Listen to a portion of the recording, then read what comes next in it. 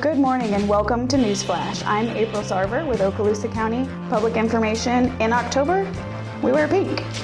Today, our topics are going to include a debris removal update, an update from Bryn Burge, recycling specialist, and a new segment on Okaloosa County history with Public Information Officer Christopher Saul. This week has been chock full of questions across all of our social media platforms about hurricane debris removal. We work really closely with our Waste Resources Division to answer all of those questions as quickly and as accurately as possible. According to the latest update, Crowder Gulf, the storm debris contractor, is steadily making their rounds from the north end of the county to the south. Waste management will simultaneously continue to pick up your regular trash and recycling cans. Based on demand and current progress, we estimate the process to take another couple of weeks. Rest assured, the team is working as quickly as possible in the interim. If you have any questions, comments, or concerns about your debris pickup in unincorporated Okaloosa County, please give our debris removal hotline a ring.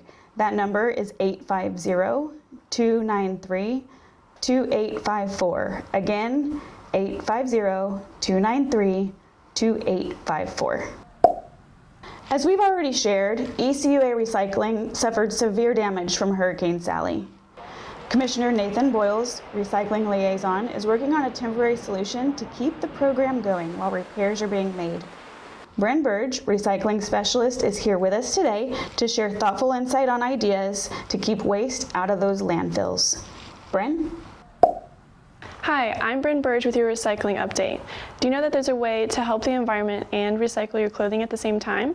Textile recycling is the process of reusing old materials to create new useful products. This is important because textiles take about 200 years to decompose in a landfill. The benefits of textile recycling is reducing the need for landfill space, reducing pollution from incinerators, and providing low-cost clothing to your community. I hope this inspires you to start recycling the clothing you're not wearing anymore. Back to you, April. Thanks for that off-the-rack idea, Bryn. Here at Okaloosa County Board of County Commissioners, local history is important to us. And so we've put together a new segment with Christopher Saul, Public Information Officer, to give you some updates each month. Christopher, tell us what the topic is today. April, I think this is one of the most fascinating stories about Okaloosa County's history. Now, the Creek Indians were native to the borderland between Georgia and Alabama, and they stayed there until a terrible defeat at the hands of the U.S. Army in 1836. In the fallout from the war, they fled their ancestral lands in Alabama and headed toward the Florida Panhandle.